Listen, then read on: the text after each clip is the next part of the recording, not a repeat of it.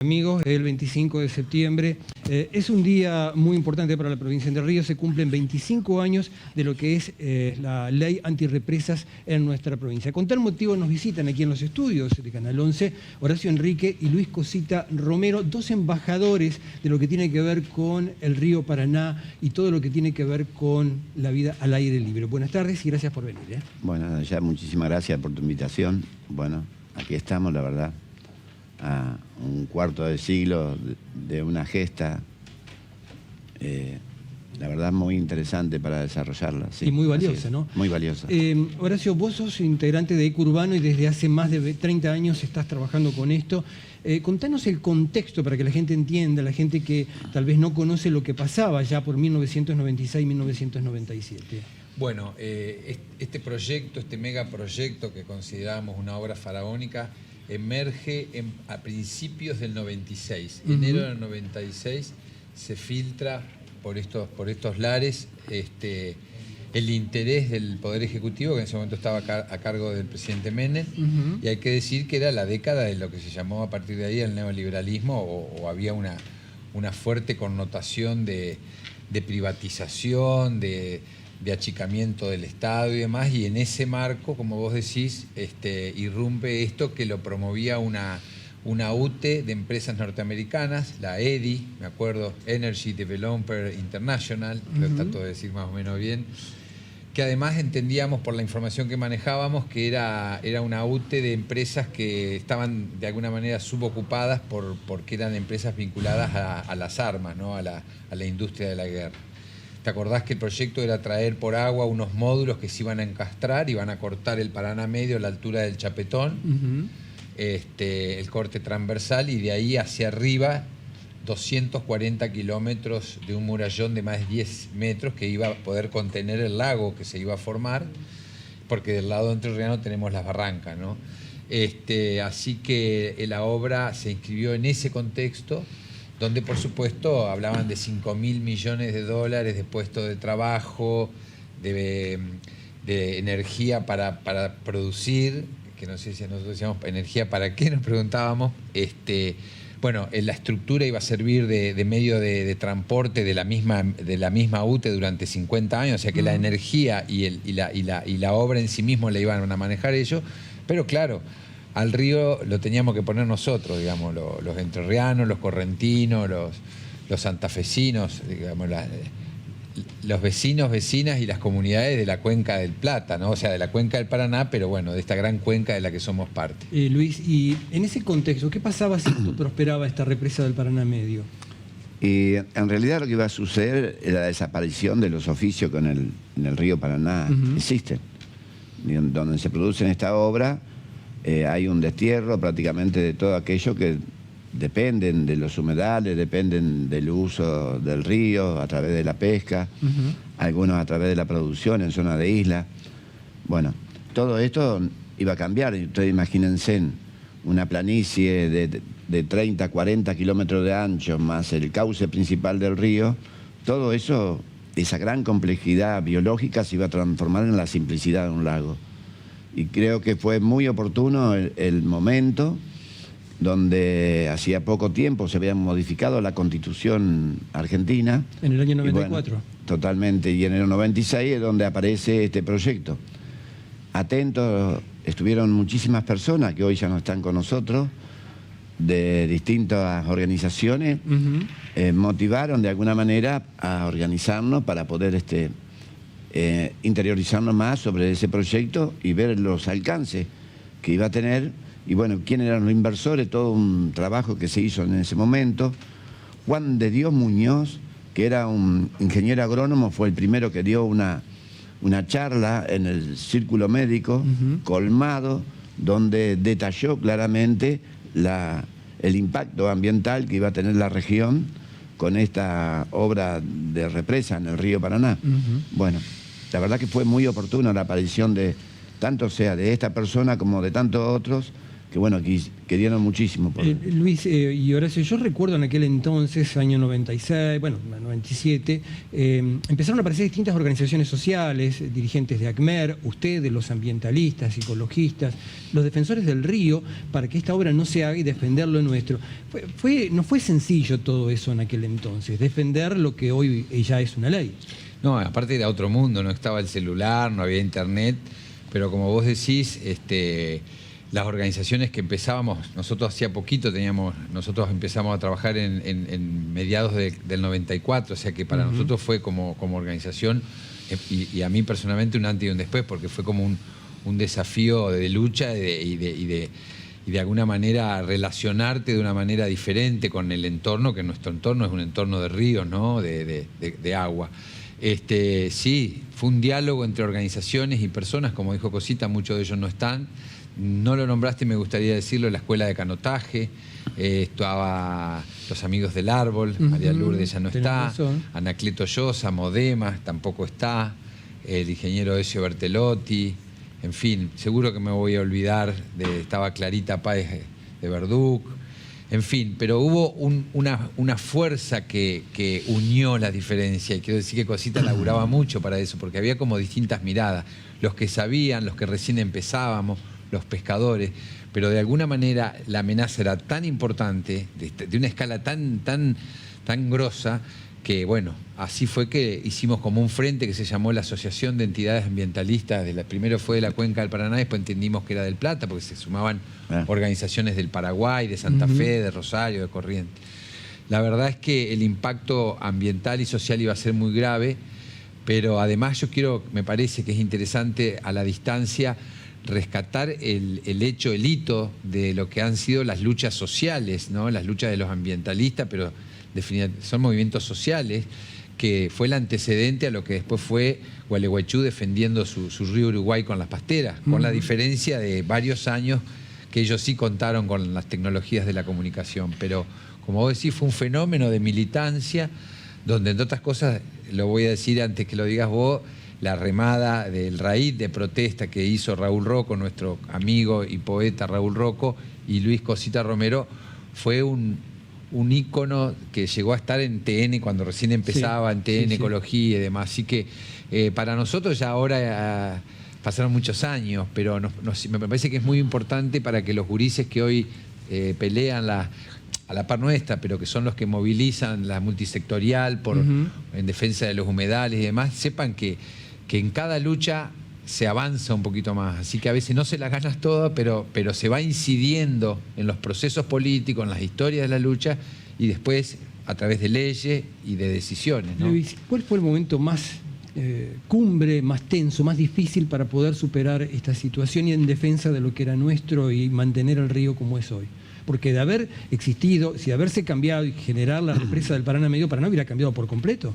Hoy no sería lo que es, no tendríamos costanera, no tendríamos una cantidad de cosas.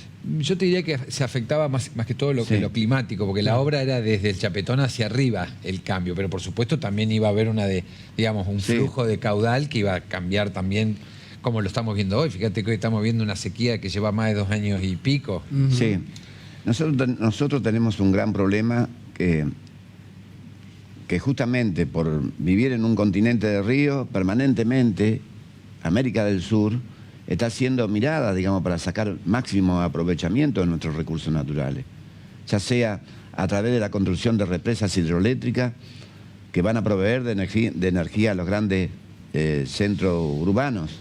Creo que hay toda una situación ahí que merecemos tener una discusión mucho más profunda con los gobiernos vecinos. Si bien el río no tiene dueño, pero sí tiene administradores. Brasil tiene 50 represas hidroeléctricas sobre la cuenca del río Paraná. Y eso es un abuso del recurso, y aquí nosotros terminamos pagando muchas veces los resultados que llevan a que un presidente no oiga la voz de los países vecinos, cuenca abajo, reclamando al menos un desagote de algunas represas para poder inundar parcialmente el valle aluvial. Nosotros hemos perdido en este momento con la sequía, porque lluvias que se producen en el sur de Brasil, son acaparadas por las represas hidroeléctricas que están en la cuenca. Y nosotros no hemos estado a la altura de las circunstancias de debatir este tema con los países que compartimos este recurso vital. Y bueno, sin lugar a duda que iba a cambiar la vida de muchísimas personas. Nosotros cuando salimos a defender los oficios que en el río existen, como la pesca, como aquellos que yo hablé de la gente que produce en la zona de isla. Y hoy en día estamos viendo el maltrato en un contraste que es muy similar a lo que iba a suceder en aquel entonces. El hecho de que se prendan fuego los humedales también es una extinción masiva, no solamente en la fauna y en la flora, sino que también en la cultura que de estos recursos depende. El tema, por ejemplo, también de la falta, bueno, la bajante del río, la falta de pesca, todo esto es un combo que ha afectado mucha gente que vivía de esto y trabaja de esto. Sin lugar a duda. Si bien hubo en su momento, en el 96, este proyecto de represar el río Paraná, que iba a eliminar miles de puestos de trabajo existentes de pescadores, que eso no lo iban a poder ejercer más, también hoy en día vemos cómo se produce el deterioro ambiental y social por esto que a la sequía se le suma más temperatura, aumentando y eliminando estos lugares muy sensibles que son productores de humedad. Los humedales emiten gran cantidad de humedad para que se puedan producir las lluvias. Si nosotros entramos en un proceso de quemar los humedales, lo que hacemos es agravar la situación. Se retroalimenta, digamos, el problema de la sequía en toda la región.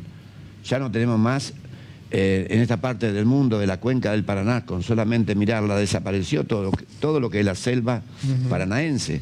Solamente hay producción, digamos, de la demanda del mercado mundial, ya sea de soja, de maíz o de caña de azúcar. Luis, cuando ustedes, ustedes dos, o vos, Luis, solo, charlan esto con los jóvenes, con los estudiantes, concientizan sobre la importancia del río, ¿qué sensación les queda? ¿Los chicos comprenden, valoran el río que tenemos? Qué buena pregunta. Nosotros trabajamos mucho en educación ambiental como organización, entendemos que es fundamental la sensibilización, como vos decís, descubrir lo que hace nuestra identidad, nuestra relación con los territorios. Definimos justamente a nuestra provincia como un gran humedal. Pensá que está rodeada del Paraná, el Uruguay, el Guayquiraró y el Mocoretá, y adentro hay más de 7.700 cursos de agua. O sea, de hecho articulamos un programa y somos parte de un programa provincial que se llama Cultura del Agua, porque creemos que es fundamental promover esa relación que los entrerrianos tenemos con la tierra, ¿no? Con nuestros territorios de agua. Yo creo que sí, que hay una sensibilización, pero también hay una gran competencia de una sociedad que está hiperinformada, hipermediada por las tecnologías y por una lógica de consumismo, que muchas veces los chicos no tienen ganas de escuchar a los mayores que están, digamos, hablándole de las amenazas, del cambio climático, de la globalización, de la pobreza. Pero en algún momento del comienzo de la charla es un disparador que a lo mejor ustedes le van sembrando para que ellos busquen en canales de YouTube, en Internet, en Google, supuesto, todo esto. Sin lugar a duda. Por ejemplo, una de las cosas que nos sucede, como ejemplo de cómo impactamos, porque acá nosotros tenemos un gran problema sobre estos temas, que no hemos sido sensibilizados en nuestro paso por la educación. En realidad, nos hemos formado para, de alguna manera, competir en un mercado podríamos decir, facético en todas sus distintas formas, no el tema del río. Pero no nos hemos concientizado ni sentimos pertenencia del territorio a donde vivimos. Cuando vos perdés el sentido de pertenencia, no te importa que te quemen los humedales. Y eso tiene que ver mucho con la educación, con nuestra formación a temprana edad. Hoy tenemos un proyecto en el islote Curupí que nos acompañó la Municipalidad de Paraná en esa inversión para tener unas pasarelas, para poder tener unos miradores. Hay que ver las emociones de todos esos chicos que van a la isla a contemplar lo que siempre vieron desde lejos. Y que tal vez le contaban, pero que nunca podían ver, y al palpar la experiencia es inédita, ¿no? Así es. Hay chicos que no podían dormir el día previo a la visita del islote, comentado por las propias madres, de la emoción que implicaba. De la misma manera, rescatar la experiencia de cuidadores, de la que vos sos un referente, que están haciendo un turismo comunitario, me parece que también hay, Sin lugar a dudas. hay que sí. hoy una usina de, si se quiere, de cultura ambiental, de cultura que es fundamental, creo que. Horacio, mañana son 25 años. Hay El actividad- domingo. Perdón, el domingo. Porque Hay- lo dijiste bien, 25, pero mañana es 24. Tenés razón. Hay Mira, actividades. ya aparezco yo con el gorrito tirolé. Me estoy riendo de verme. Sí, ¿no? sí, se ve Sí. que hace ya varios años de esto y bueno, Sí, es parte de la vida. Sí. Mira, me pongo los anteojos porque quiero leer. La consigna es conocer para amar, Ajá. para cuidar, aprender para transformar. Una vez más, el grupo de docentes por la libertad de los ríos, que es un movimiento que está enmarcado en la Asociación de Docentes de ACMER Paraná, que viene haciendo un trabajo ya hace más de 10 años y toma esta fecha siempre para hacer un gran trabajo de sensibilización y educación.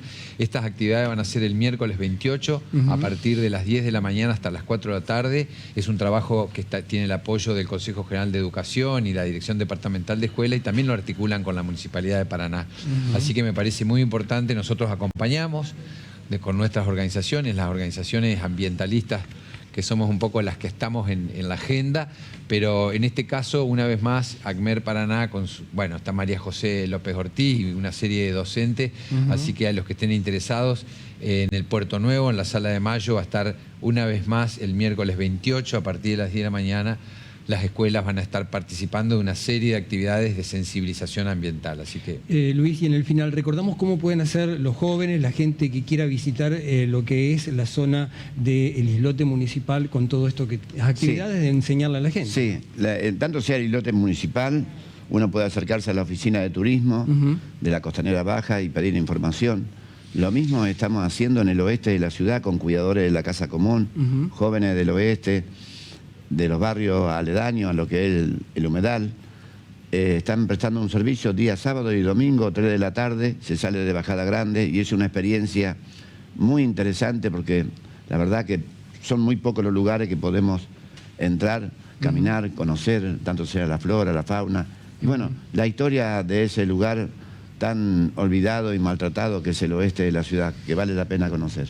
Luis Cosita Romero y Horacio Enrique, gracias por venir. a vos, como siempre, gracias. 25 años de lo que es la ley antirrepresas en la provincia, con estos dos invitados que realmente son un libro abierto y que habría que dedicar un programa entero para conocer muchas cosas de lo que es la región, la ciudad y el río. Muy, pero muy breve pausa y ya abordamos tras la misma un tema muy, muy especial. Ya volvemos.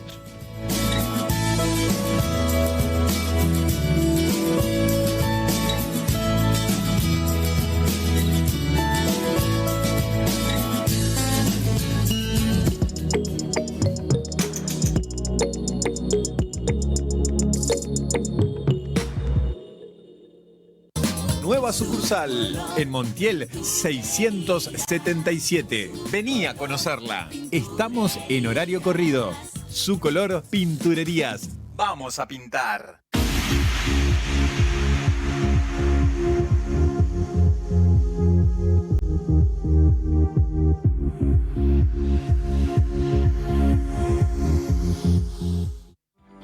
Uno presenta Economía y Negocios, la actualidad empresarial de la región disponible en edición impresa y digital. Agro, industria, servicios, gratis el último domingo del mes. La vida se trata de compartir momentos, risas, abrazos y miradas, porque vivimos de esos instantes repletos de emociones. Asegura el futuro de aquellos que amas. Un último acto de amor es posible y nosotros lo hacemos realidad. Seguros de vida. Y Abser Seguros, asegurando tus experiencias.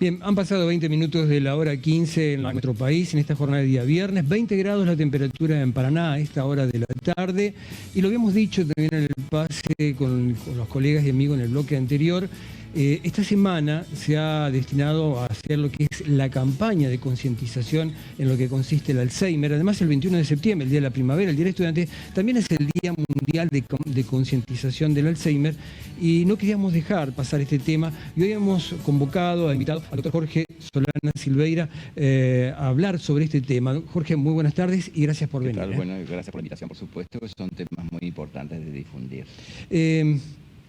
¿Qué es el Alzheimer? Bueno, el Alzheimer fue descrito en 1905 por Alois Alzheimer, una mujer de 53 años, y hasta que yo estudiaba medicina, eran 3 renglones en los libros de medicina de una demencia presenil. Hablar de senil o presenil dice el límite en que empieza la demencia, antes de los 65 o después de los 65, pero no define el tipo de demencia, que hay un montón de tipos, entre ellos el Alzheimer.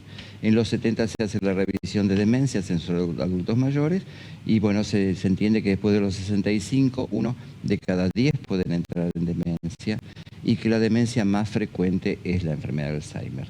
Hablamos de demencia en el sentido de un deterioro progresivo de las capacidades de esa persona. ¿Cómo se manifiesta en el ser humano este tipo de conducta? Bueno, sabemos que el adulto mayor tiene siempre mayor destreza con su memoria vieja y a veces ciertos problemas en el registro. Olvidos de nombres, de un actor, son bastante habituales y eso no es sinónimo de ninguna enfermedad.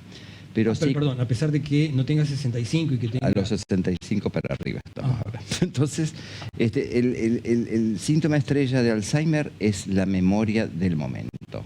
Es guardo algo, no encuentro, voy a hacer algo, no me acuerdo, muchas veces dificultades en reconocer los billetes nuevos, que empieza de alguna forma a modificar cómo vive esa persona en la cotidianeidad. Es estar muy reiterativo, repetir mucho las cosas, olvidar cosas importantes que le dicen, y a veces episodios de desorientación en la geografía habitual de esta. Tenemos que entender que no todo problema de memoria es Alzheimer, y uno de los grandes diagnósticos diferenciales es depresión versus Alzheimer. Por eso yo siempre digo que cuando hay quejas de memoria, no las tenemos que pasar por alto. Lo que tenemos que hacer es dedicarnos a estudiar el problema de memoria a través de ciertas evaluaciones específicas para primero interpretar, ¿la persona tiene o no tiene un problema de memoria? ¿Es de jerarquía o no es de jerarquía? De manera tal de que lo que siempre buscamos, los que trabajamos en esto, es hacer el diagnóstico lo más precoz posible. Yo todavía no entiendo cómo todavía se indican medicamentos al voleo cuando hay una queja de memoria en un adulto mayor. No, tenemos que tomarlo. Si yo tengo un paciente con neumonía, urgente le hago una radiografía. Bueno, si tengo quejas de memoria, corresponde por lo menos que le estudie y que evalúe cómo peso yo eso en los problemas que presenta la persona. Doctor, ¿cómo se pueden dar o qué se puede hacer para prevenir y evitar esto que usted nos está describiendo a partir de los 65 años? Como primer concepto, el miedo es la herencia. No hay herencia y Alzheimer se considera factor de riesgo después de los 65. Sí hay un 2% de formas de la enfermedad de Alzheimer que tienen herencia ligada a 4 cromosomas, pero en estas familias lo que uno ve son demencias preseniles que empiezan a los 40 años, hay muchas personas con demencia en esas familias, y por otra parte hay una forma ligada al cromosoma 21, donde además de haber demencia presenil Alzheimer, aparecen en esas familias chicos con síndrome de Down. ¿Qué tipo de tratamiento se aplica a las personas que, bueno, uno presenta estas cosas que está describiendo usted, doctor, en el sentido de que es muy común a veces, y tal vez antes de los 65, olvidarse dónde quedó la llave, olvidarse de los nombres, encontrar una persona que saber que uno la conoce pero que no le sale el nombre? Bueno, a veces tenemos que diferenciar, ¿es un problema de memoria o una falla de atención? Hoy estamos todos con 50.000 cosas a la vez, viviendo situaciones difíciles, y eso es eso. La prevención, me decías tú. La prevención la hacemos basando en varios conceptos. Vida sana. La vida sana significa alimentación sana, socialización, actividad física, y por otra parte sostener bien todas las enfermedades que portamos, sea hipertensión, hipotiroidismo, diabetes. Entonces, y sobre todo el tipo de comida o de dieta que uno pueda hacer. Alzheimer es una enfermedad muy lenta, promedialmente 10 años, aunque yo he tenido pacientes que han sobrevivido 22 años en la enfermedad. donde lo que vamos a ir viendo es como una persona que se construyó de esta forma, de a poco se va a ir transformando en otra persona. Al principio es la memoria del momento, después es irse atrás en el tiempo, desconocer la casa donde vive, confundir la familia de hoy con personas de otra época, preguntar por personas que ya no están, desorientarse en la geografía de la casa. Y por supuesto, el concepto de Alzheimer es el inverso de la vida. Nosotros nacemos dependiendo de alimentación, higiene y vestido en la cuna, aprendemos a caminar, aprendemos a hablar, y esta enfermedad de alguna forma, empezando por memoria, va a ir derrumbando todas nuestras funciones hasta llegar a ese tipo de, hasta volver a la cuna de alguna forma. Doctor, a veces hay personas que manifiestan dificultad para concentrarse en cualquier tipo de actividad. ¿Esto también es un síntoma de Alzheimer? No, no necesariamente. Existen los chicos del trastorno atencional o con hiperactividad e impulsividad, pero no hay una relación de estos trastornos atencionales con lo que tiene que ver con este tipo de enfermedades. Lo sí, como concepto, siempre digo, cuando hay quejas de algo, digamos, yo me quejo del dolor de la rodilla, hago una radiografía. Tengo tos, hago una radiografía. Con personas que se quejan de memoria, lo que hay que hacer es tomar ese tema como cualquier otro tema de la medicina, haciendo las prácticas necesarias para determinar dónde estamos parados, cómo interpretamos y si estamos en eso. Aún hoy en día me toca ver enfermos o familias que ya se enferman con más de 5 años de evolución, donde, bueno, lo que hacemos en la cotidianidad, vos decís verde, yo digo negro y nos corregimos, pero los dos tenemos el razonamiento. En cambio, ellos en estados de confusión pueden alucinar, dicen cosas que no son, hacen cosas que no son. El baño en la mitad de la etapa es una dificultad atroz y genera violencia. Y bueno, y siempre corregimos, y ellos no es que sean agresivos, devuelven con agresión a lo que ellos no lo ven en esa forma, porque ese cerebro enfermo, lo que tratamos de hacer por el bien, lo recibe como una agresión. Entonces no es bueno que las familias no tengan un diagnóstico precoz y sepan con nuestro asesoramiento cómo sobrellevar las distintas etapas de la enfermedad. Jorge, usted hoy mencionó varias características del Alzheimer, de la enfermedad. ¿Qué pasa en aquellos que tienen menos de 65, bueno, no sé, 55, 60 y que aparecen algunos de estos síntomas que usted describe? ¿Hay que hacer un estudio exhaustivo para descartar que es Alzheimer? En toda queja de memoria, porque memoria puede ser depresión, pueden ser otras patologías, puede ser un accidente cerebrovascular, hablando de demencia vascular precoz, cuando hay lesiones estratégicas en ciertas estructuras del cerebro, y hablamos de otro tipo de demencias. También está la demencia frontal, el lóbulo frontal nuestro, donde está asentado nuestro comportamiento social, nuestras normas éticas, nuestra conducta, nuestra sexualidad, y muchas veces cuando otro tipo de demencia empieza por la parte más anterior del cerebro, lo que vemos es el desconocimiento de la persona a eso, y por otra parte modificaciones en sus conductas, en sus hábitos, en su sexualidad, en todo eso. Pero la realidad es, bueno, son síntomas que no se ven a veces porque son como gotas de aceite que se van extendiendo en el agua, pero todos debemos estar alertas, a cualquiera nos puede tocar, y lo mejor que nos puede pasar es un diagnóstico a tiempo responsable, sobre todo porque son muchos años para adelante que nos esperan, tratando de sostener al paciente y a su familia, porque quien termina más enfermo a veces es el que cuida. Jorge, la última en 30 segundos, ¿qué sugerencia le deja a la gente que nos está viendo y que se recibe esta información y que a lo mejor tiene alguna duda, dónde pueden consultarse? Bueno, en general tiene que consultar con su médico habitual, con su médico clínico, manifestarle estas cosas. No aceptar que se le dé un medicamento al voleo. Yo siempre pongo que no soy cazador, pero si voy al monte a cazar un jabalino, tiro al monte, primero busco el jabalí. Y eso nos va a orientar a que esa persona descartemos que sea una enfermedad degenerativa como el Alzheimer, no es contagiosa, o eventualmente otro tipo de enfermedades o problemas de salud que pueda tener la persona. Doctor, muy amable por venir a contarnos todos estos detalles de lo que tiene que ver con el Alzheimer. Bueno, gracias a ustedes y mucho saludo a la audiencia, que sé que es muy extensa. Muchas gracias por venir. Gracias. Seguimos en entrevista, vamos con uno de los móviles con Bárbara Brunetti, vamos a la sede del IAFA porque allí está el sorteo de la tómbola matutina. Vamos con el móvil, buenas tardes, te vemos y escuchamos, Bárbara. Muy buenas tardes, Raúl. Muchísimas gracias. La escribana Mayra Mendoza me acompaña y confirmará el primer premio del sorteo matutino. Escribana, ¿cómo le va? Muy buenas tardes. Confirmo que el primer premio de este sorteo corresponde al número 3707. 3707. Muy buenas tardes. Será este un próximo sorteo. Muchas gracias. Muchas gracias, escribana. Vamos a hacer un repaso de los 20. Segundo premio, 8.445. Tercero, 0.829. Cuarto, 4.019. Quinto, 7.613. Sexto, 5.221. Séptimo, 6.167. Octavo, 1.898. Noveno, 4.087. Décimo, 5.350. Undécimo, 6.572. Duodécimo, 1.360. Décimo tercero, 7.626. Décimo cuarto, 3.935. Décimo quinto, 3.897. Décimo sexto, 4.602. Décimo séptimo, 2.356. Décimo octavo, 4.897. Décimo noveno, 1.197. Vigésimo, 0.793. Reiteramos, primer premio favorecido en el sorteo matutino ha correspondido el número 3.707. 3707. Tómbola. Tómbola. Tómbola. El juego de siempre ahora en su nueva modalidad tómbola.bet.ar.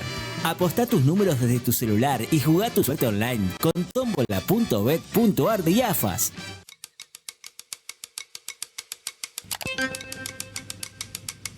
...20 grados la temperatura en esta jornada de día viernes en la capital entrerriana y como todos los días hacemos el pase con el colega y amigo Horacio Moglia. Horacio, buenas tardes, te vemos y escuchamos. ¿Qué temas tenés en la jornada de hoy viernes en lo que hace a este quinto día? Hola querido Raúl, ¿cómo andan? ¿Todo bien? Todo bien, jornada con mucho sol y una temperatura bastante agradable, aparentemente que inclusive va a estar también extendida para el sábado y para el domingo.